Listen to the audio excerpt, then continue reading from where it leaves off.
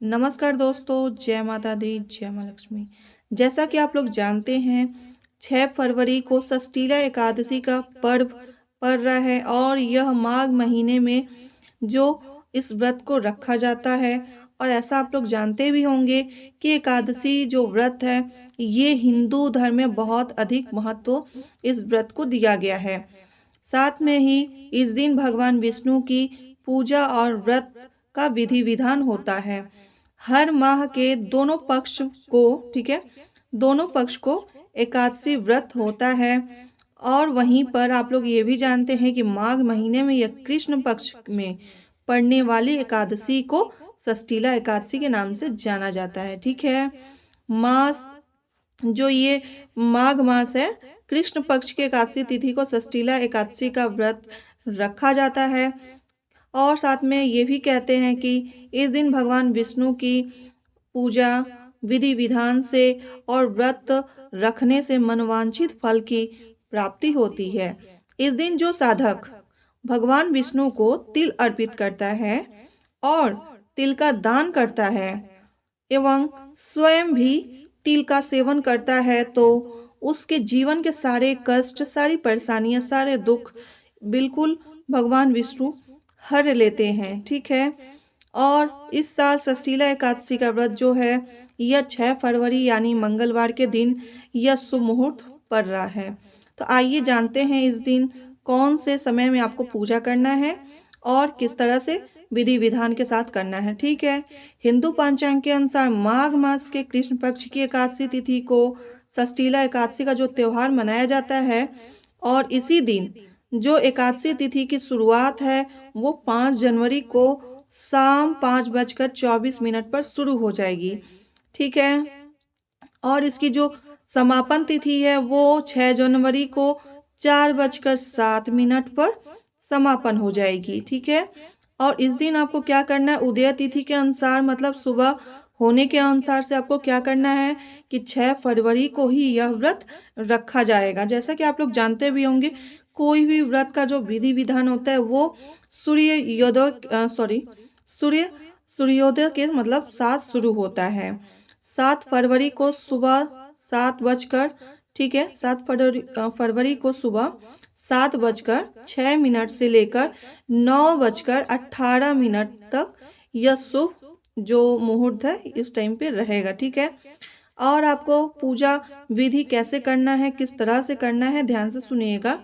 प्रातःकाल आपको क्या करना है, सुबह उठना है, स्नान कर लेना है। स्नान करने के बाद आपको भगवान विष्णु की पूजा करना है और उन्हें उनके पूजा विधि में आपको क्या क्या रखना है कि आपको फूल रखना है, पीले रंग के फूल रखना है, धूप रखना है, और आप जो भोजन में आप जो अर्पित कर सकते हैं वो आप रखेंगे।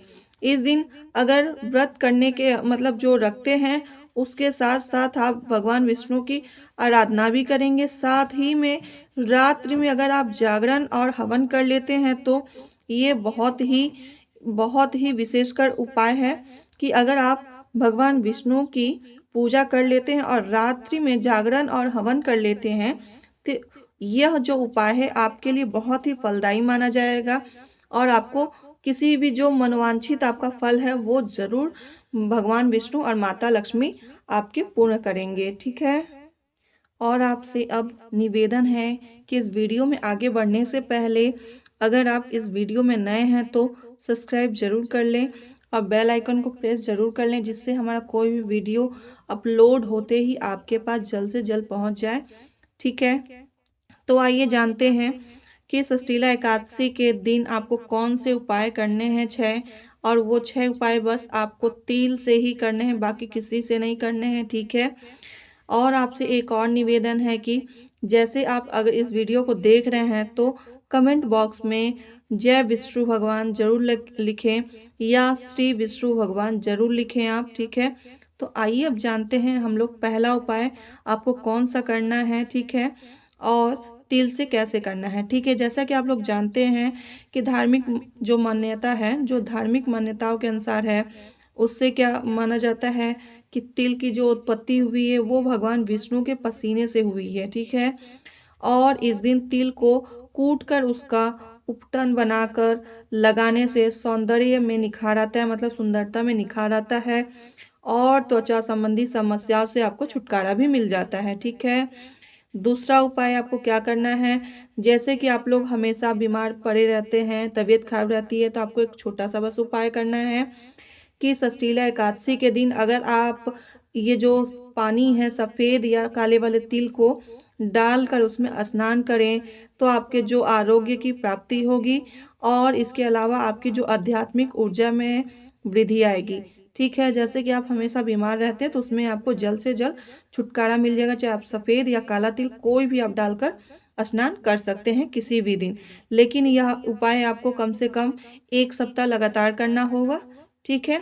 तो अब आइए जानते हैं तीसरा वाला हम उपाय कैसे करना है और तिल से कैसे करना है, ठीक है।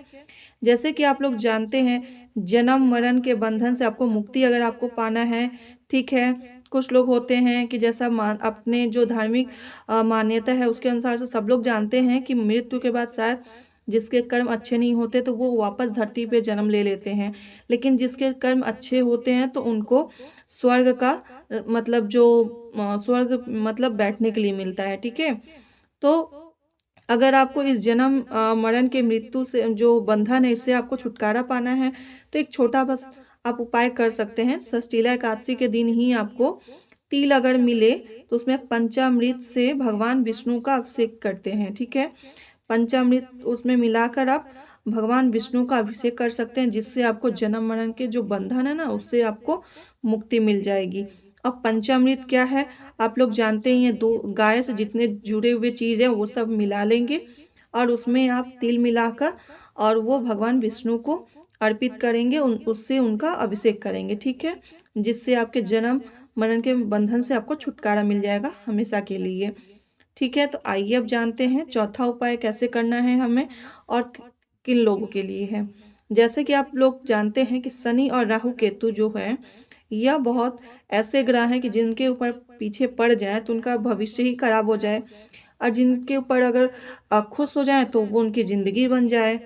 तो इससे अगर शुभ्यता मतलब इससे जो उपाय करना है कि ये आपके ऊपर हमेशा खुश रहें, तो आपको बस छोटा सा उपाय करना है।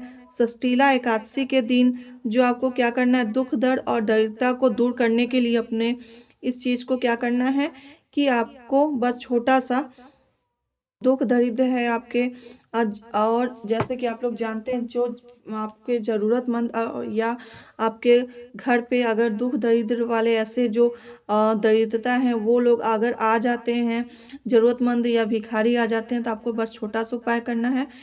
तिल को आपको थोड़ा सा दान में देना है, ठीक है, जिससे आपके दुख दर्द और दरिद्रता दूर हो जाएगी। और आप एक कार्य और भी कर सकते हैं, काले तिल का जो तर्पण, ठीक है, काले तिल से आप तर्पण भी मतलब कर सकते हैं। काले तिल से तर्पण करके पितरों का आशीर्वाद आप प्राप्त कर सकते हैं और राहु केतु के दुष्प्रभाव से आप मुक्ति पा सकते हैं, ठीक है।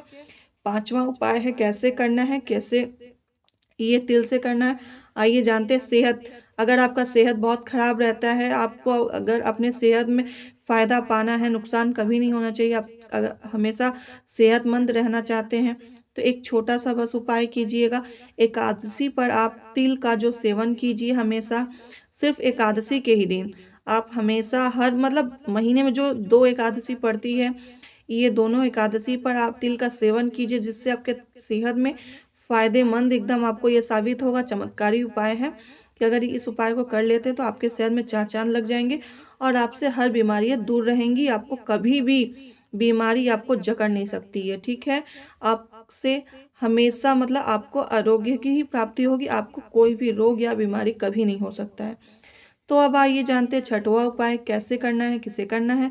अगर आपके घर में नकारात्मक ऊर्जा प्रवेश कर गई है, सकारात्मक ऊर्जा नहीं है, हमेशा नकारात्मक ऊर्जा से आपके घर में कलेश होते हैं, लड़ाई झगड़े होते हैं, तो एक छोटा सा बस उपाय कीजिए।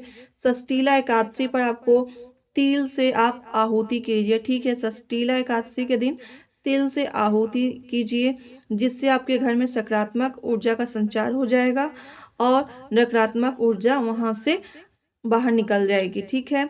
नकारात्मक ऊर्जा जब दूर हो जाएगी तो सकारात्मक ऊर्जा तो प्रवेश करेगी करेगी आपके घर में।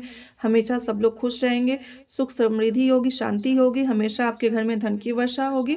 अगर ये उपाय कर लेते हैं, इन 6 में से कोई भी अगर आपके साथ हो रहा है, किसी भी तरह से आप परेशान हैं, तो इन 6 में से आप कोई भी उपाय कर सकते हैं, ठीक है। अगर मेरी यह वीडियो आपको पसंद आई हो, तो आई होप कि आप लोग को पसंद आई हो, तो सब्सक्राइब ज़रूर कर लीजिएगा। और बेल आइकन को प्रेस करके और लाइक करके साथ ही साथ आप शेयर ज़रूर कीजिएगा, ठीक है। और जो मेरे से लास्ट में या कभी-कभार भूल-चूक हो जाती है, इसके लिए मैं क्षमा चाहती हूँ, ठीक है। तो आगे जो मेरी वीडियो है आप ज़्यादा से ज़्यादा आप सबके पास शेयर ज़रूर कीजिएगा, जिससे जो यह मेरा मोटिवेशनल वाला है, जो मेरा यह जो उपाय आप लोग को बताते हैं, ये बहुत ही अचूक उपाय है, दुर्लभ उपाय है। हम चारों तरफ से खोज के, ढूँढ के ये आप लोग को बताते हैं, जिससे हमारे सभी दर्शकों को फ़ायदा हो, कभी भी इनके जीवन में नुकसान ना हो, ये हमेशा खुश रहें। यह हमारी यही इच्छा है कि दर्शकों, जितने भी हमारे दर्शक हैं, सब खुश रहें, हमेशा अपने जीवन में, उनके जीवन में चार चाँद लगा रहें, ठीक है। और जो आपसे शेयर की बात कही है, तो कृपया आप लोग शेयर ज़रूर करें। धन्यवाद।